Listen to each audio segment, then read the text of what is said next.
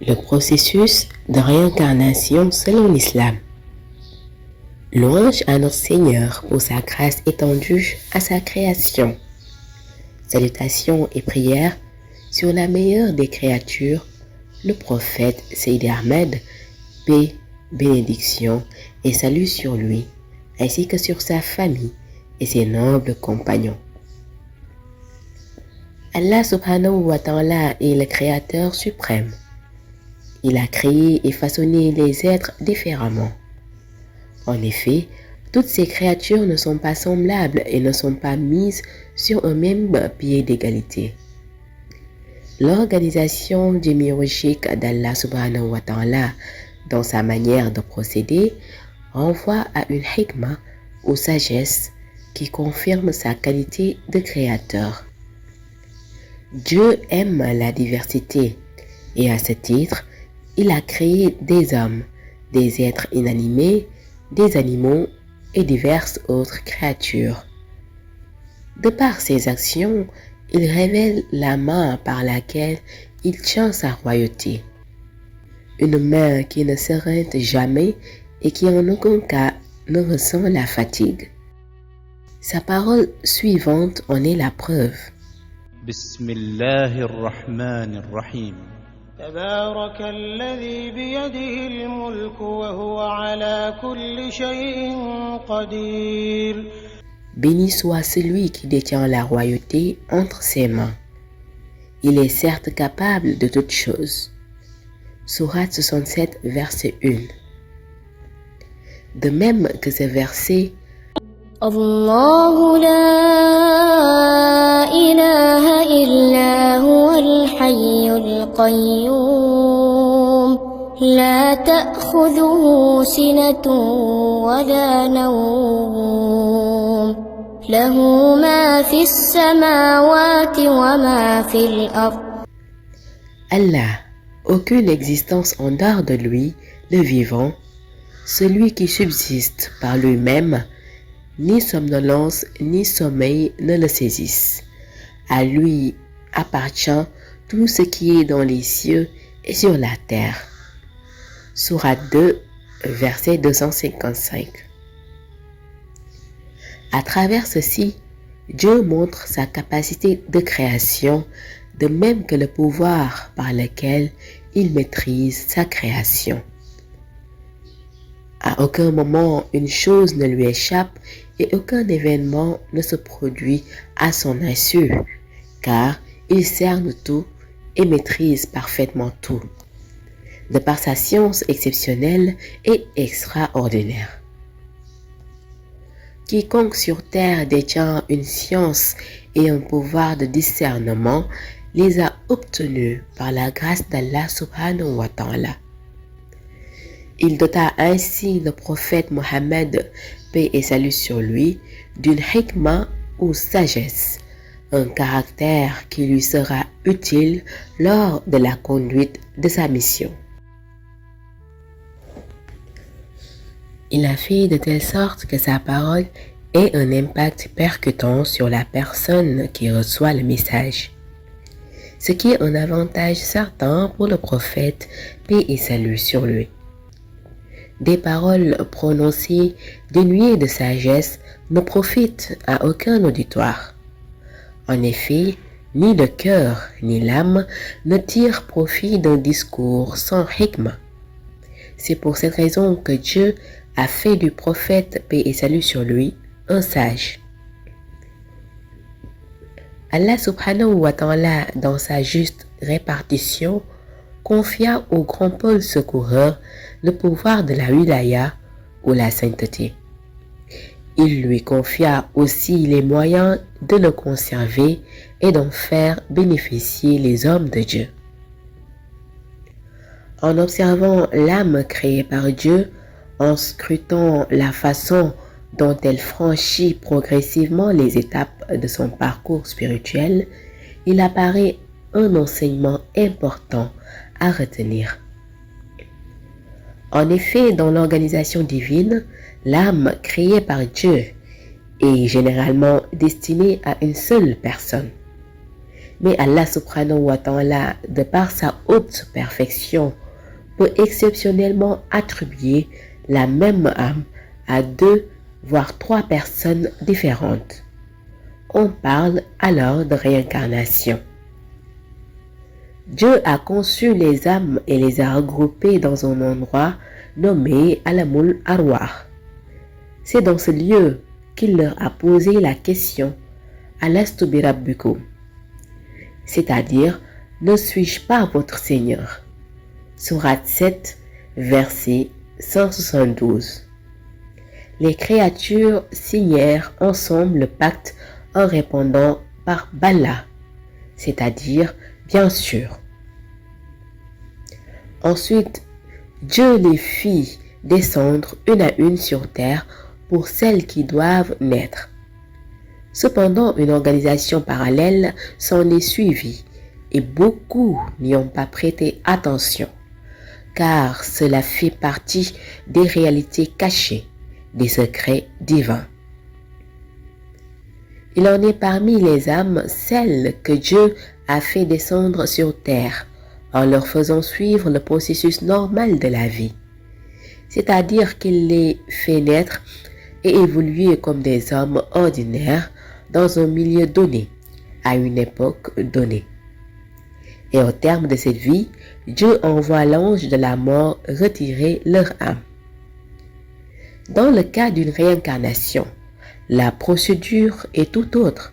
En effet, au moment où la personne meurt, l'ange récupère l'âme, mais contre toute attente, il ne l'enregistre pas sur la liste des gens de l'au-delà, Barzakh, mais plutôt sur celle de ceux qu'on envoie à Alamul Arwah. Oui, en effet, Alamul Arwah existe toujours. Il n'a pas été détruit comme le pensent certains. En réalité, ce monde situé à Haïb, plus précisément au 5e ciel, est devenu un symbole. C'est un lieu qui visite encore les hommes de Dieu qui viennent s'y ressourcer et se remémorer leur passage à cet endroit avant leur venue sur terre. Ils se souviennent également du moment de l'histoire où toutes les créatures y étaient regroupées. Les âmes qui doivent se réincarner mènent d'abord une existence normale pendant une époque déterminée, mais leur particularité réside dans le fait qu'après la mort, l'ange de la mort ramène leur âme à Alamul Arwah. Si l'ange procède ainsi, c'est parce qu'il arrivera une époque où Dieu fera renaître cette personne sur terre. C'est la raison pour laquelle on peut voir des hommes et des femmes naître 2 ou 3 fois à des époques différentes, dans des communautés différentes, des continents différents, et pourtant c'est la même et unique âme. C'est un phénomène que les gens du monde shahada ou monde visible ont du mal à comprendre. L'on parle de délire lorsqu'une personne réincarnée explique son état et donne des détails sur la personne qu'elle était avant. La réincarnation niée par les gens du monde shahada ou monde visible est tout à fait acceptée dans le monde haïb ou monde invisible. Toutes les âmes ne peuvent pas prétendre vivre ce privilège. Seules quelques-unes dotées d'un haut niveau de mysticisme sont capables de vivre ce phénomène.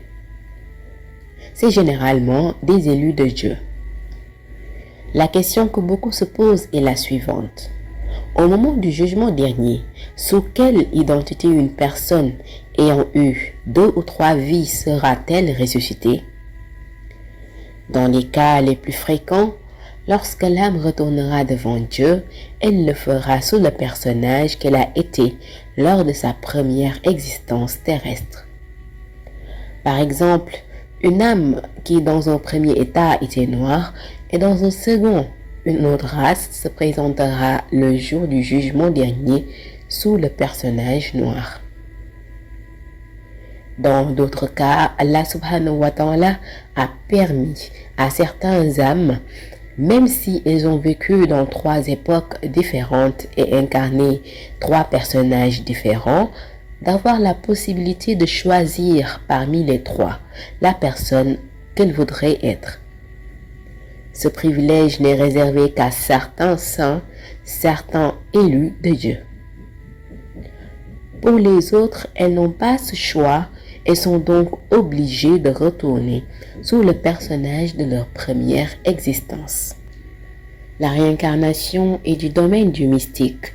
Il existe cependant des âmes protégées dans le domaine privé de Haïb qui ne pourront en aucun cas revenir sur terre pour y incarner un autre personnage. Il s'agit là des âmes des Khulaful Arba, les 4 khalifes du prophète, paix et salut sur lui, Abu Bakr Sadiq, Omar ibn Khattab, Othman ibn Affan, Sayyidina Ali. Les âmes des Ahtab, les 4 grands pôles secoureurs, sont toutes aussi bien protégées que celles des Khulaful Arba, mais la méthode de leur réincarnation est bien spéciale. En effet, les Ahtab, les 4 grands pôles secoureurs, ont la possibilité de démultiplier leur lumière et de les confier à des personnes de leur choix, qui seront pour ainsi dire leurs représentants. On parle alors de délégués. Ces derniers naissent sur terre en apportant une réplique de la lumière des Ahtab. On parle à ce moment de hijab ou représentation mystique. Ce délégué à titre exceptionnel reflètera l'image du Ahtab. Ses actes ainsi que le contenu de son discours sont toujours approuvés par le Ahtab. Ahtab et délégués sont donc en perpétuelle communion, en perpétuelle interconnexion. Ils vont même jusqu'à former une seule et même personne. Cependant, arrivés au jour du jugement dernier, elles seront 2 entités distinctes. Le Ahtab d'un côté et le délégué de l'autre. Le Ahtab prononcera les paroles suivantes. Toi et moi sommes une seule et même personne. C'est comme une âme qu'on a séparée en 2. Cependant, il faut que chacun prenne ses responsabilités, car il y a des gens qui me suivaient et qui ne te connaissent pas, et il y a des gens qui te suivaient que je connais. Ce sont des paroles d'une très haute sagesse que l'on ne peut déchiffrer qu'en se positionnant dans le monde Haïb. Cette organisation fait partie des relations particulières entre le monde visible et le monde invisible. Très peu d'hommes de Dieu sur terre peuvent reconnaître ces délégués d'Ahtab. Sont capables de les identifier ceux qui vivent dans la Haqiqa Muhammadiyya ou ceux qui évoluent dans la source de la Haqiqatu Ahmadiyya. Pour rappel, la Haqiqatu Muhammadiyya est le domaine mystique du prophète, paix et salut sur lui, à travers duquel il alimente en lumière et science mystique les élus d'Allah.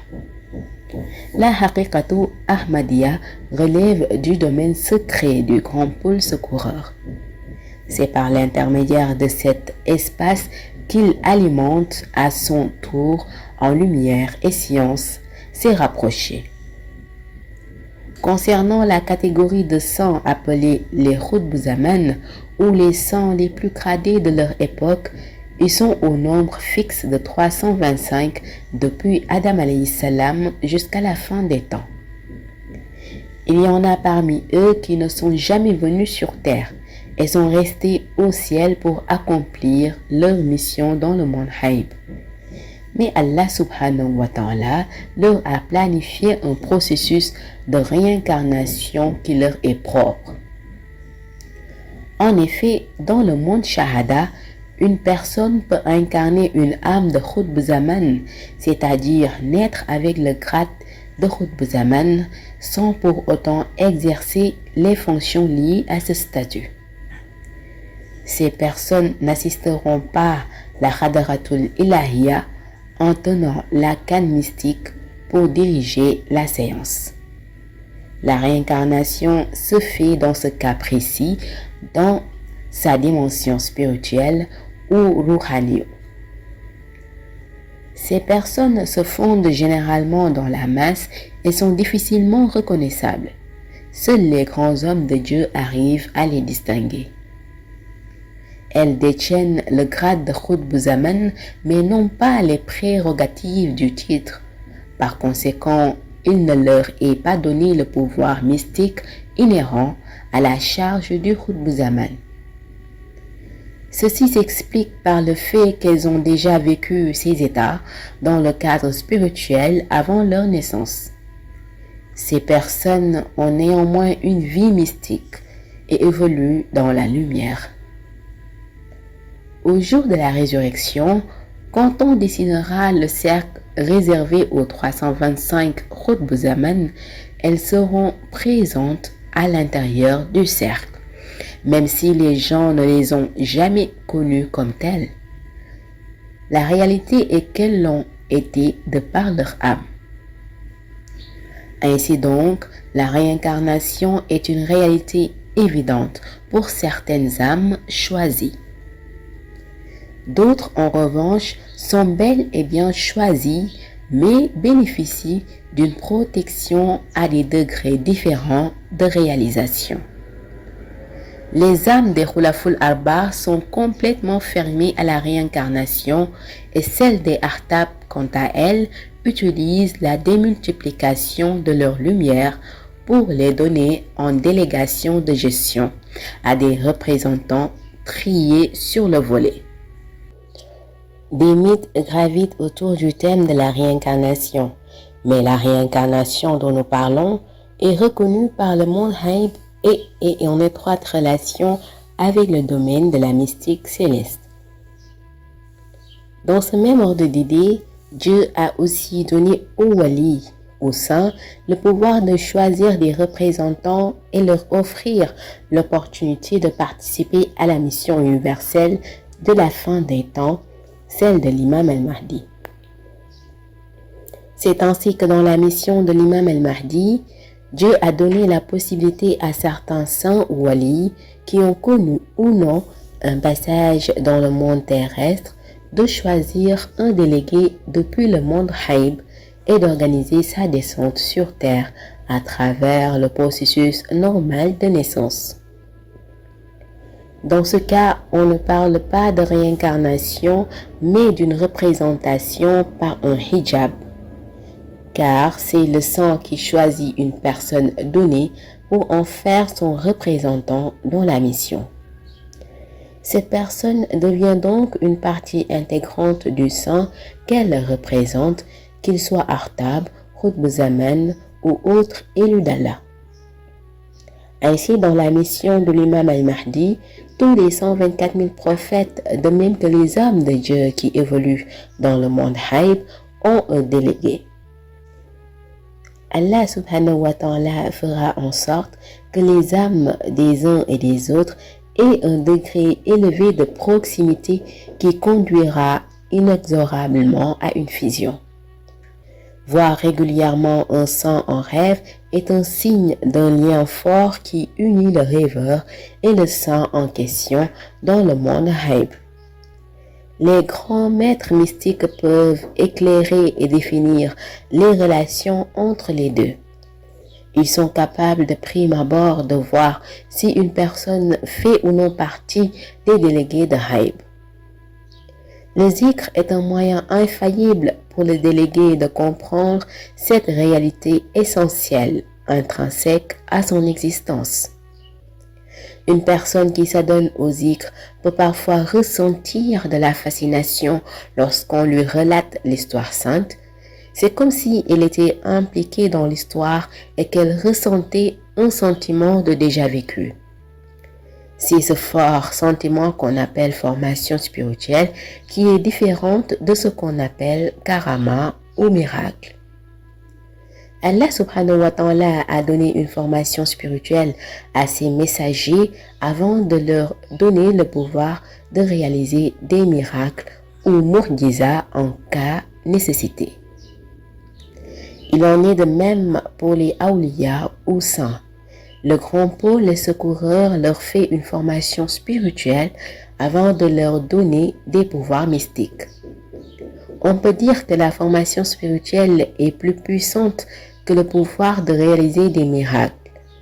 En effet, une formation spirituelle aboutie octroie à la personne des pouvoirs mystiques inestimables, lui permettant par exemple de se propulser dans le temps, à l'époque et à l'endroit où se sont déroulés des faits bien précis.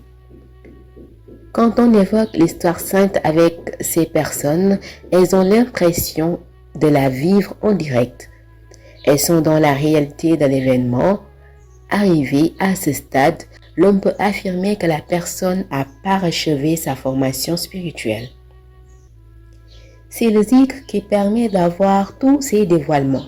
Une âme réincarnée ne peut être consciente de son état que si elle pratique le zikr. À défaut, elle ne pourrait jamais se remémorer sa vie antérieure. Dans le monde haïb ou invisible, le zikr y revêt une importance capitale. C'est pour cette raison que les habitants du monde haïb définissent le zikr comme le fait de ressentir la présence continuelle de Dieu. Ils réfutent ainsi l'acceptation habituelle selon laquelle faire le zikr est se rappeler de Dieu. En pratiquant le zikr dans sa dimension haïbique, Dieu oriente la personne, lui enlève les voiles qui obstruent sa vue et lui indique sa véritable personnalité ainsi que les différentes vies qu'elle a eues auparavant. C'est la formation spirituelle par le zikr sous la direction d'un guide spirituel qui permettra à l'individu de renouer avec ses vies antérieures. Mais si la personne réincarnée ne pratique pas le zikr dans sa seconde ou troisième vie, elle peut ainsi ignorer qui elle était avant. Elle ne le saura finalement que lors du jugement dernier, quand l'ange qui enregistre les présents l'appellera par le nom qu'elle portait lors de sa première vie. Elle restera perplexe et dira à l'ange que ce n'est pas d'elle qu'il s'agit, mais ce dernier lui expliquera en lui tenant ses propos. Dans telle époque, tu as entendu parler de telle personne? Elle lui répondra oui. Et l'ange lui rétorquera, cette personne a toujours été toi. Automatiquement, Allah subhanahu wa ta'ala changera son apparence. Elle apparaîtra ainsi avec l'apparence physique de ce premier personnage et avec toutes les réalités de sa vie de l'époque. De cette réalité, vous comprendrez que Dieu a ouvert l'accès au monde haïb pour ceux qui manifestent de la volonté dans l'adoration d'Allah et particulièrement dans le zikr. Quant à ceux qui n'en manifestent pas, ceux pris de paresse et d'insouciance, Allah subhanahu wa ta'ala les laisse aux occupations de cette vie apparente. Dieu dit dans le Coran, ô peuple des djinns et hommes, si vous pouvez sortir de votre milieu apparent pour intégrer votre corps dans les sphères inconnues des cieux et de la terre, alors faites-le. Vous ne pourrez le faire qu'à l'aide d'un pouvoir illimité. Sourate 55, verset 33. Dieu nous a donné la capacité de découvrir les mystères de l'univers, mais cette capacité ne s'acquiert que par un pouvoir illimité. Et ce pouvoir ne s'obtient que grâce au zikr de la Salatul Fatiha. Si la personne qui vit ces réalités est consciente de son état et pratique le zikr, elle pourra avancer dans le domaine du mysticisme. Dans le cas contraire, si elle se prélasse, ne prête aucune attention aux indices qui lui sont révélés, Dieu la laissera dans son ignorance, car on dira qu'elle est paresseuse et qu'elle manque de volonté. Aussi, avoir un guide spirituel et mystique agréé est essentiel pour réussir dans ce cheminement. En effet, Allah subhanahu wa ta'ala n'a point limité l'être humain dès l'instant qu'il a inséré en lui une âme ou le ruh. L'âme voyage et peut se déplacer partout dans l'univers pour enregistrer des événements et découvrir des sciences de diverses natures. La réincarnation est donc une réalité et ne soyez pas étonnés lorsqu'un élu d'Allah vous dit qu'il a vécu à l'époque du prophète, paix et salut sur lui. Demandez-lui plutôt qui il était. De même pour ceux qui ont vécu à l'époque du grand Paul Secoureur, demandez-lui qui il était et acceptez-le comme tel. Car Allah subhanahu wa ta'ala a octroyé un pouvoir certain à ses awliya. Parfois, avant qu'une personne ne naisse, Allah lui fait visiter des mondes et des espaces invisibles. Elle informe des réalités de ces univers. Lorsqu'elle arrive sur Terre, elle peut continuer à voir beaucoup de ces réalités mystiques pendant son enfance. Ce qui va beaucoup émerveiller ses proches, ce que ces derniers ignorent, c'est que cet enfant a vécu à l'état Nouraniyu, état de lumière, avant sa venue au monde et qu'il a été en contact avec de nombreux mystères des mondes invisibles. Tout ce qu'il voit dans le monde Shahada comme réalité mystique n'est qu'un rappel de ses visions antérieures. Allah subhanahu wa ta'ala octroie donc diverses faveurs à qui il veut. Nous arrivons au terme de cet exposé sur le processus de réincarnation. Ce récit est extrait des enseignements de notre honorable guide Qutbul Ahtab al-Kabir. Merci pour votre attention et à bientôt